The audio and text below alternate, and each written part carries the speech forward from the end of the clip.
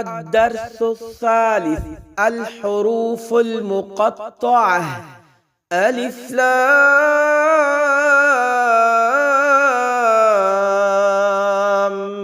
ميم. ألف لام ميم صاد. ألف لام را. ألف لام